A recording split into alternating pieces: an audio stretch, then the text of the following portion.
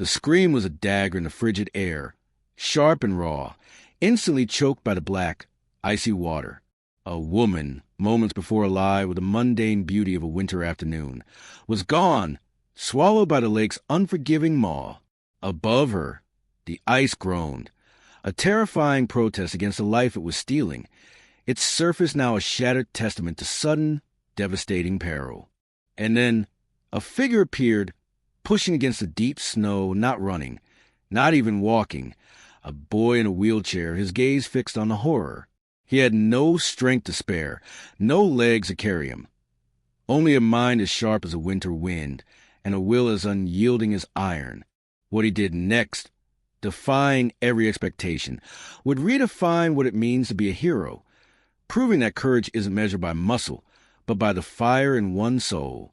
In the quiet, snow-dusted heart of a Midwestern town, where the rhythm of life moved with the steady grace of the changing seasons, lived Noah Caldwell. 17 years old, with eyes that held surprising depth for his youth, Noah was a high school student whose world was navigated from the smooth glide of his wheelchair. A childhood accident had stolen the use of his legs, but it had ignited something else within him, a fierce, quiet resilience, a razor-sharp intellect, and profound appreciation for the subtle mechanics of the world. His room was a testament to his passion, filled with intricate model airplanes, classic cars, and towering architectural replicas, each a testament to meticulous precision and hours of focused concentration. The tiny gears, the delicate wiring, the perfectly scaled proportions. These were the puzzles he solved, the worlds he built where limitations faded into the background. His fingers, deft and sure, could assemble the most complex kits with an almost surgical accuracy, a skill honed through endless patience and a keen eye for detail. This wasn't just a hobby. It was a sanctuary, a place where his mind soared even when his body couldn't. He'd faced down countless tiny, intricate frustrations, knowing that perseverance, even in miniature, built a stronger spirit. Noah's best friend and staunchest ally was his grandfather, a man named Arthur, whose gnarled hands told tales of decades spent as a master carpenter. Arthur had taught Noah about more than just wood and nails. He'd taught him the quiet strength of self-reliance, the dignity of honest work, and the profound satisfaction of building something lasting with your own hands. "A good mind, Noah," Arthur would say, his voice raspy with age and affection, "is the best tool you've got. Use it to find a way, even when there seems to be none. Every challenge is just a problem waiting for a smart solution." These words had become Noah's bedrock, a silent mantra that guided him through challenges large and small. He carried his burdens with quiet dignity, rarely complaining, always seeking solutions, a quiet strength radiating from him that many mistook for mere calm. He embodied the unyielding American spirit, a quiet determination that promised he would never be truly defeated. He understood the silent skepticism in some eyes, the assumptions others made about his capabilities, and he learned to carry it without bitterness, letting his actions speak louder than words.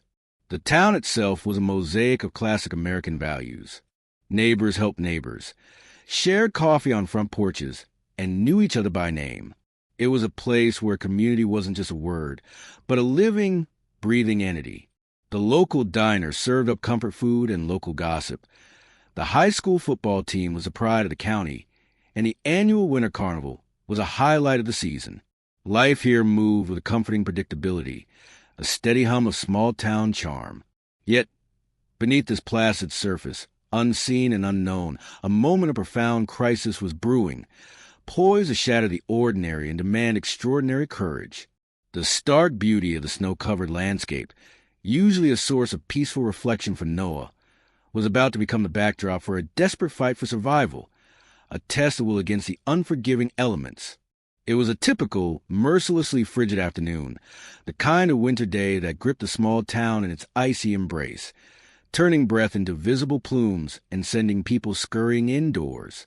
Noah, seeking a brief respite from the close air of his room, had ventured out onto the cleared path that led along the edge of Willow Creek Lake.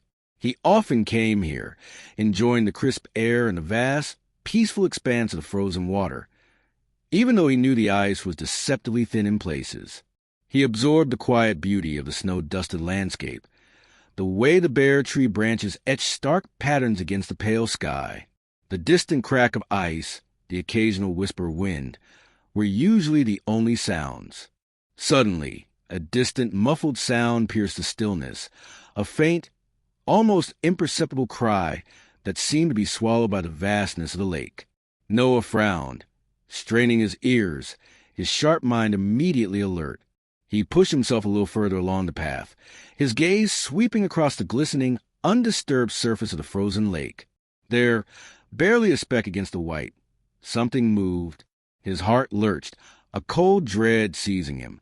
He pushed his wheelchair forward with increasing urgency, his eyes fixed on the spot. And then he saw her, Agnes Periwinkle, a beloved fixture in the town, known for her vibrant garden in the summer and her tireless work at the local animal shelter, was struggling in the black maw of a jagged hole in the ice. Her vibrant scarf, usually a splash of cheerful color, was now a sodden, dark mass. Her small dog, a fluffy white terrier named Pip, yapped hysterically from the shoreline, a frantic white blur against the snow, his tiny bark slicing through frigid air like desperate alarms. Noah's breath caught in his throat. His mind, usually so clear, swam with a sudden, overwhelming wave of horror. Agnes. He knew her. She always had a warm smile and a kind word. Now, her face was contorted in a mask of pure terror, her pleas choked by the icy water. The initial shock gave way to a chilling, undeniable realization. No one else was around. The paths were empty, the houses across the lake silent. Agnes was rapidly succumbing to the cold, her movements growing weaker with every passing second. The lake, so beautiful just moments before, had transformed into a gaping, hungry mouth, ready to claim a life. A profound sense of helplessness washed over Noah, a searing frustration at his own physical limitations. The cold wind seemed to mock him, highlighting his inability to simply run to her aid. But even as that despair threatened to engulf him, a stubborn spark of defiance ignited deep within his chest. He would not stand by. He could not. Panic threatened to overwhelm Noah, a suffocating wave of fear for Agnes, for himself, for the brutal finality of the situation. His hands tightened on the wheels of his chair, knuckles white. His mind flashed to a painful memory, a childhood fall, the helplessness of needing assistance, the quiet sting of dependency. But Arthur's words, a strong, reassuring voice in the chaos, echoed in his mind. A good mind used it to find a way. He took a shaky breath, forcing himself to look, to see what was there, to identify any available tool. He couldn't run to her, couldn't plunge into the freezing water himself. But he could think. He could adapt. His gaze swept frantically across the snow-covered grounds surrounding the lake. An old shed, leaning precariously near the water's edge, caught his eye. Leaning against its weathered planks, half buried in the drift, was an old, sturdy garden rake. Not just any rake. This was one of Arthur's, the kind with a thick wooden handle and strong metal tines, built to last. He remembered his grandfather showing him how to use it, how to leverage its length, how to make it an extension of your own reach. A flicker of hope, fragile but insistent, sparked within him. It was a crazy idea, a desperate gamble, but it was a chance. "Pip!" he yelled, his voice rough with urgency, trying to cut to the dog's frantic barks. Pip paused, turning his head, his tail giving a tentative wag, before he resumed his distressed cries. The sound spurred Noah. He had to reach that rake. Propelling himself across the snow-covered ground was a relentless battle. His wheelchair, designed for smooth sidewalks and flat floors, groaned and resisted against the uneven, clinging white. The wheels churned, digging deep, often sinking into drifts, forcing him to expend immense energy with each push. His arms burned, his shoulders ached, the cold biting at his exposed hands. Turned his fingers numb, but he barely registered it. His mind was already formulating a plan, drawing on his knack for physics and leverage, the principles of force and distance that he applied to his models. He knew the ice was thin, He knew getting too close was suicide, but he also knew Agnes was dying. Every agonizing push brought him closer to the impossible. He reached the shed, his breath misting in ragged puffs, his muscles screaming in protest. He fumbled with the rake, his numb fingers struggling to get a grip, until he finally wrestled it free from the snow. Its weight felt substantial, a hopeful anchor in the chaos. He turned back to the lake, the long handle of potential bridge across the gap. The distance to Agnes felt like miles, her struggles growing weaker, her head barely visible above the dark water. The chilling reality of the situation hammered home. He was alone, Agnes was fading, and his only tool was a garden rake.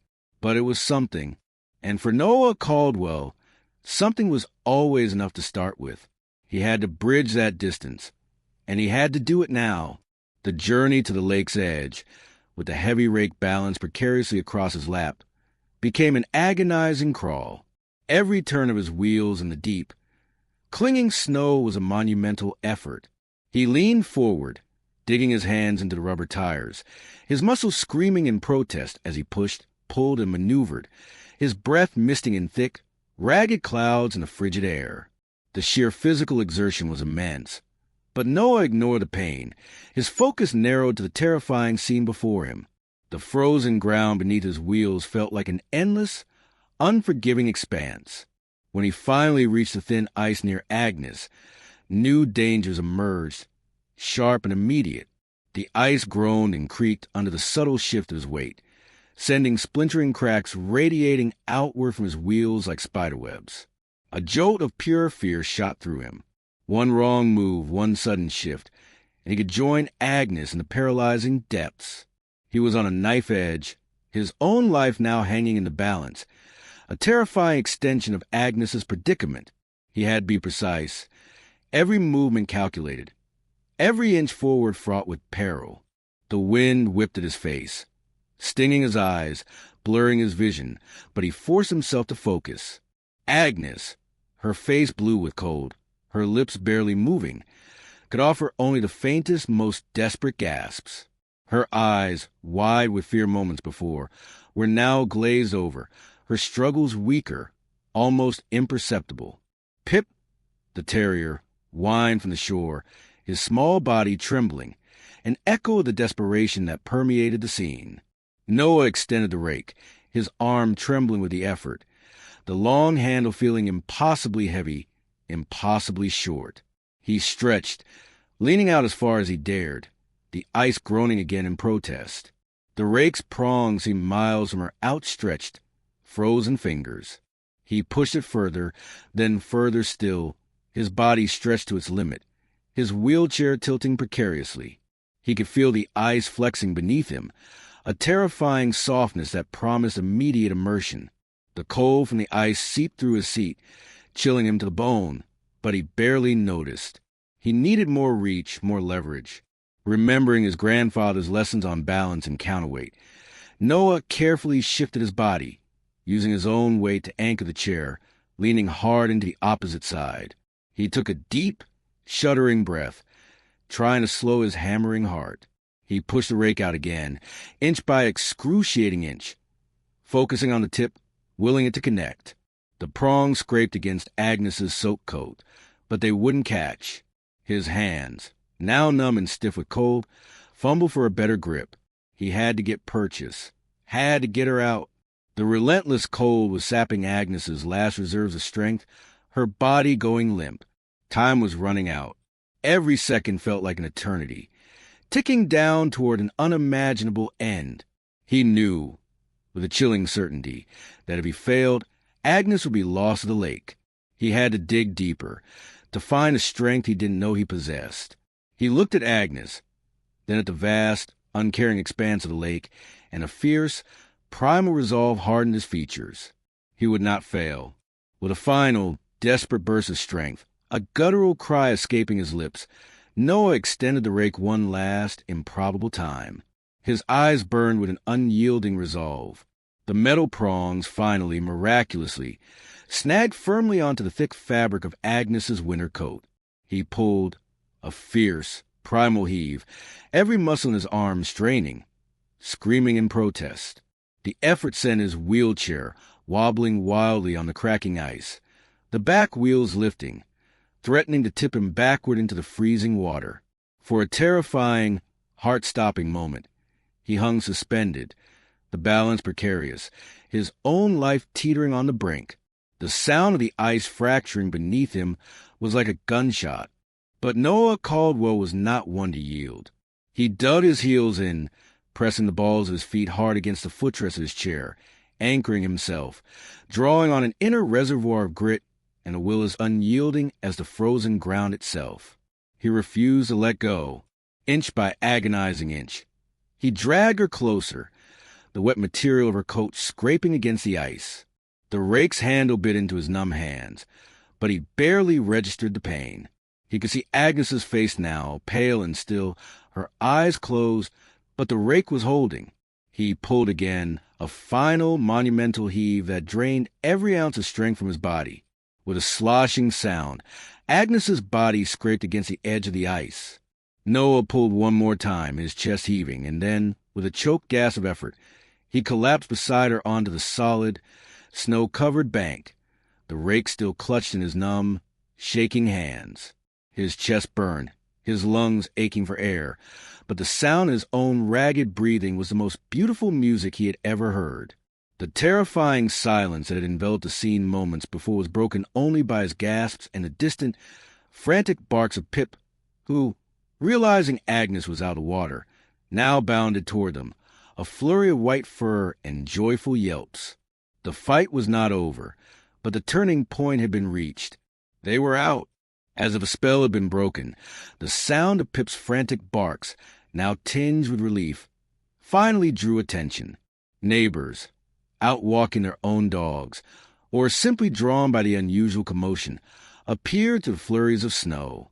Their initial bewilderment quickly transformed into shock, then into a profound outpouring of relief and admiration as they grasped the scene before them. A young man in a wheelchair, slumped exhausted beside an unconscious Agnes Periwinkle, the telltale rake lying nearby.